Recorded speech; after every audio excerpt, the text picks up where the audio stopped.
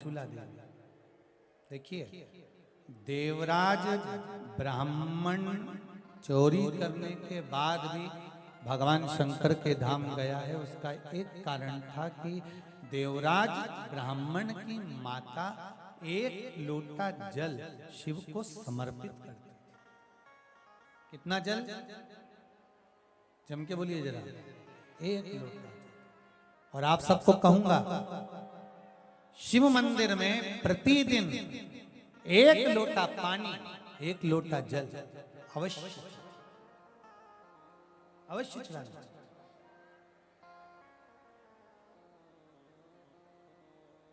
एक लोटा पानी भगवान शंकर को अवश्य। क्या होता है? 3 दोष समाप्त होते हैं एक लोटा पानी शिव जी को चढ़ाने से। 3 दोष। पहला पितृदोष, दूसरा वास्तु दोष और तीसरा कालसर्प दोष। जब हम घर में से जल लेकर जाते हैं तो हमारे घर का पानी जब जाता है तो घर का जो वास्तु केंद्र होता है वो रसोई घर होता है। रसोई घर में से जल ले जाकर शिव जी को चढ़ाते हैं तो उससे वास्तु दोष समाप्त होता है। दूसरे नंबर पर है पितृदोष। घर का जो मटका होता है, परिंडा होता है, हंडा होता है, वो पितरों का स्थान होता है। उस पितरों के स्थान पर जो जल भरा होता है उसमें से अगर भाग भगवान शिव को चढ़ाया जाए तो पितरों का देवता आर्यमा भगवान शंकर के कहने पर चलता है। इसलिए वो भाग जब शिव को प्राप्त होता है तो आर्यमा संतुष्ट होकर पितरों को भी फल प्रदान करता है। तीसरे नंबर पर कालसर्प दोष। भगवान शंकर को एक लोटा पानी अगर चढ़ा रहे हो, भगवान शिव पर एक लोटा पात्र जल का अगर चढ़ा रहे हो तो आपका कालसर्प दोष समाप्त। कालसर्प दोष होता कैसे?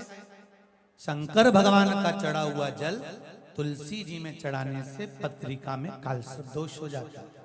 जैसे माँ जो होती है ना, घर की जो माँ होती है, अगर गर्भ में बच्चा है, गर्भ में संतान है, और वो शिव जी पर अगर एक लोटा पानी जैसे शंकर जी पर जल चढ़ाया, थाली में सारे भगवान को निला लिया, गणेश जी, देवी जी, शंकर जी, सारे देवताओं को एक ही थाली में रखकर स्नान कराकर वो शंकर का चढ़ा हुआ जल जब चढ़ाया जाता है तुलसी जी में ले जाकर लोग डाल देते हैं, उससे जो बच्चा जन्म लेता है उस बच्चे की पत्रिका में कालसर्प दोष आ जाता है।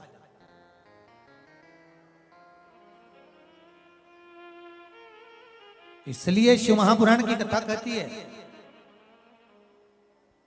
सारे देवताओं को भले एक ही थाली में स्नान करा लो, एक ही पात्र में स्नान करा लो, पर देवाधिदेव महादेव को एक छोटे से पात्र में अलग से स्नान करा लेना चाहिए, अलग से।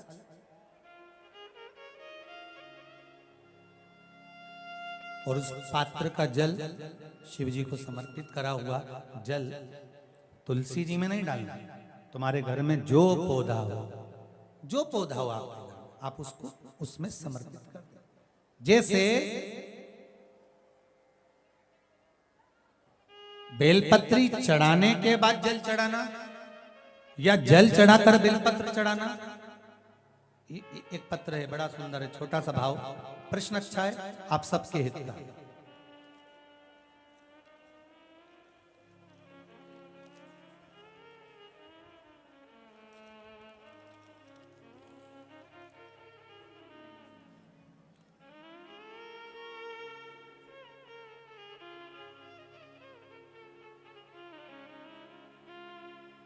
अरुणा जी अग्रवाल जयपुर, झरना जी अग्रवाल जयपुर राजस्थान से इन्होंने प्रश्न किया है, गुरुदेव दूध, कच्चा दूध केवल शिवलिंग पे चढ़ाना चाहिए या पूरे शिव परिवार पे चढ़ाना चाहिए?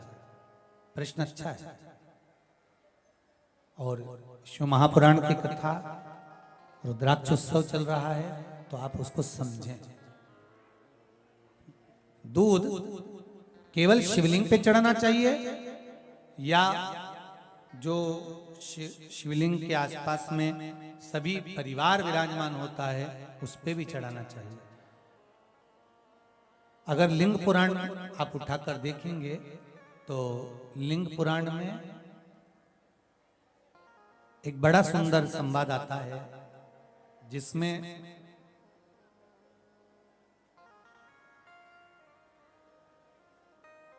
पीले कलर के शिवलिंग का वर्णन आता है। सफेद, लाल, पीला और काला, ये शिवलिंग का आपको पहले वर्णन करा। ब्राह्मण सफेद मट्टी का शिवलिंग बनाता है, वैश्य पीली मट्टी का शिवलिंग बनाता है,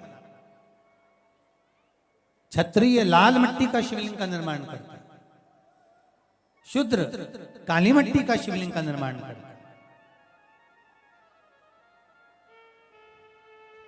काली मिट्टी के शिवलिंग का निर्माण करता है। ये जो वर्णन किया गया है कि उसमें लिंग पुराण के अंतर्गत एक पीले शिवलिंग का वर्णन आता है कि पीला जो शिवलिंग होता है उस शिवलिंग का भाव कितना सुंदर बताया गया है। उसमें व्याख्यान वर्णन में आप अगर पढ़ेंगे देखेंगे लिंग पुराण के अंतर्गत तो उसमें आता है कि दूध जब आप देव अधिदेव महादेव के शिवलिंग पर समर्पित करते हो तो शिव महापुराण की कथा कहती है, लिंग पुराण कथा कहती है, नर्मदा पुराण, स्कंद पुराण, पद्म पुराण, अग्नि पुराण, सारी पुराणे वर्णन करती है। वराह पुराण, ब्रह्मवेत्ता पुराण, ये जितनी पुराणे सब वर्णन करती है कि जब शिवलिंग पर हम दूध चढ़ाते हैं तो केवल शंकर भगवान के शिवलिंग पर दूध चढ़ा देने से संपूर्ण परिवार पर दूध चढ़ जाता है। अलग से हमें कहीं चढ़ाने की जरूरत नहीं,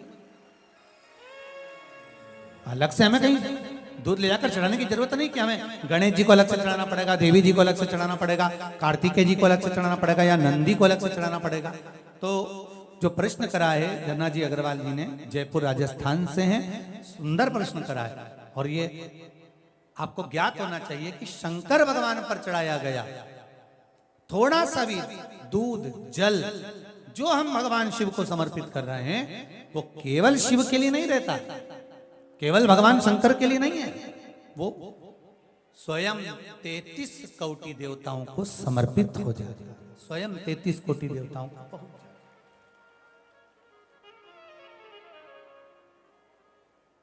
अलग से देने की जरूरत नहीं होती।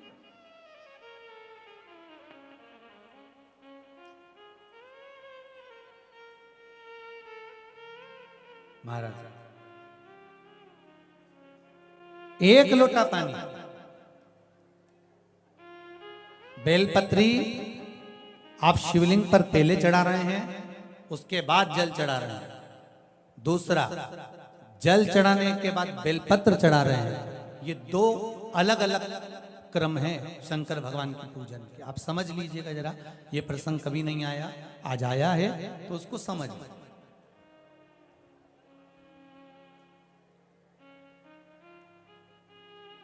पहले बेलपत्र, उसके बाद में जल जो चढ़ाया जाता है ये रोग मुक्ति के लिए चढ़ाया जाता है। काय के लिए चढ़ाते हैं अपन? रोग के निवारण के लिए, रोग मुक्ति के लिए। जैसे कोरोना महामारी के अंतर्गत अपन सबने स्मरण किया ऑनलाइन शिव महापुराण में कि एक वर्णन किया था कि अगर ज्यादा स्वास्थ्य गड़बड़ हो रहा है तो एक लोटा दूध था और एक लोटा पानी बेलपत्र रखकर फिर चढ़ाने का उस समय पर वर्णन किया था। आप लोगों ने, कई लोगों ने उसको किया भी और उसका लाभ आपको मिला। उसी तरह आप शिव मंदिर में जाकर दर्शन करेंगे तो दो चीजें अपने को दर्शन करने को मिलेगी। एक भक्त आता है शंकर जी के मंदिर में, आलोक भाव से पहुंचते हैं तो पहले वो क्या करते हैं, पहले बेलपत्री चढ़ा देते हैं फिर जल चढ़ा देते हैं। और एक भक्त जो शिव मंदिर में पहुंचता है पहले जल चढ़ाता है फिर बेलपत्र चढ़ाता है। दोनों का अलग अलग क्रम है, दोनों का अलग अलग भाव वर्णन है। पहला, अगर बेलपत्र चढ़ाया है और उसके बाद अगर शंकर भगवान पे जल चढ़ा रहे हो तो ये रोग मुक्ति के लिए होता है। जैसे बड़े रोग किसी को हो जाए, रोग किसी को घेर ले तो वो बेलपत्री चढ़ाने के बाद फिर जल चढ़ाएगा तो उसको रोग थम जाएगा और फिर वो रोग आगे नहीं बढ़ेगा, आगे नहीं बढ़ेगा। रोगों को थामने के लिए बेलपत्री पहले फिर जल। और जब कुछ कार्य के लिए आप, सिद्धता के लिए आप, अच्छे कार्य के लिए आप, मन की प्रसन्नता के लिए, आनंदता के लिए आप शिव आराधना कर रहे हो, आप शंकर की आराधना कर रहे हो, तो आप जल चढ़ाकर फिर बेलपत्री चढ़ाए, उसका लाभ आनंद में। आपने जल चढ़ाया, उसके बाद बेलपत्र चढ़ाया।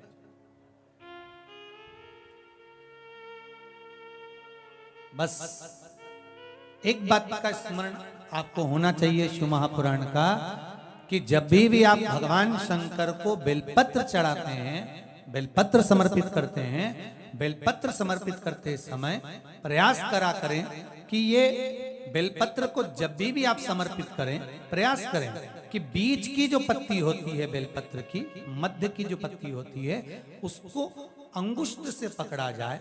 उसके बाद में आप फिर बेलपत्री को शिव पर समर्पित करें, प्रयास करिए।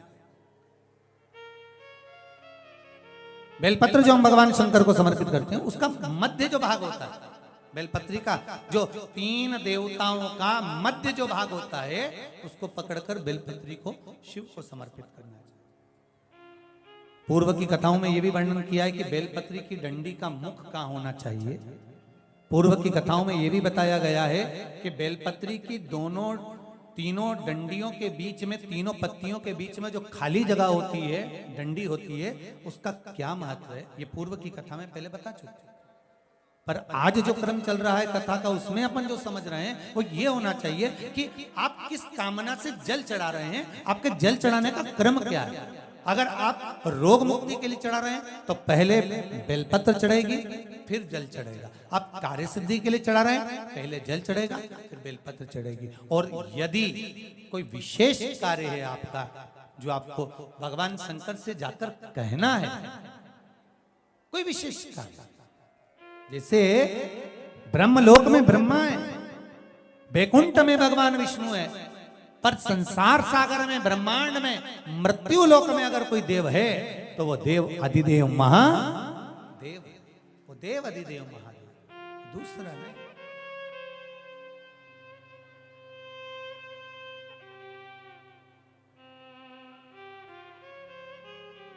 कोई दूसरा नहीं है।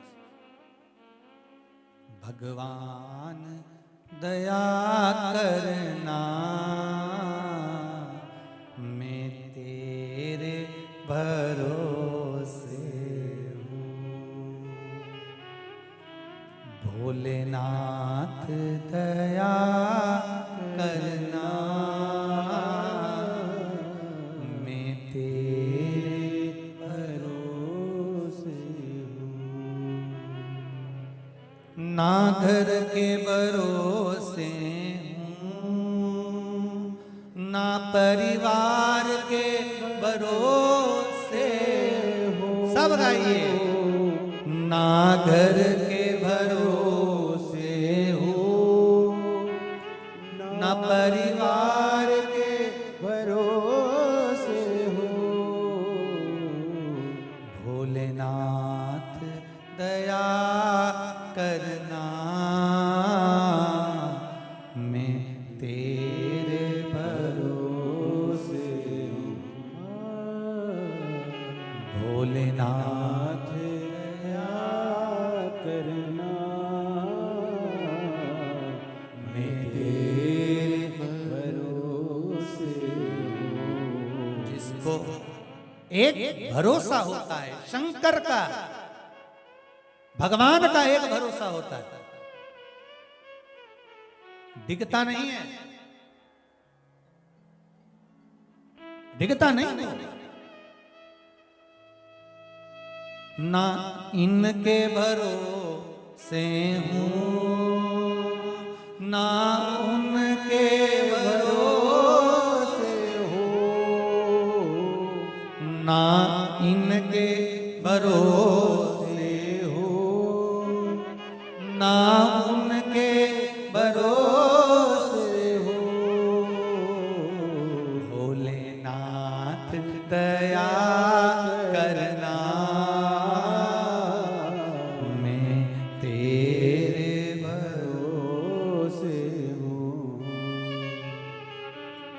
भोलेनाथ दया करना, मैं तेरे भरोसे हूँ। आप किसके भरोसे पर आए हो? जम के बोलो जरा। भोले नाथ के।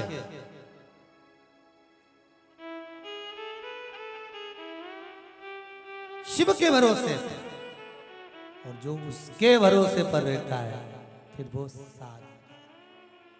साधता है, उसको साधना होता। और देखो रे भाई, शिव साधे भोलेनाथ दया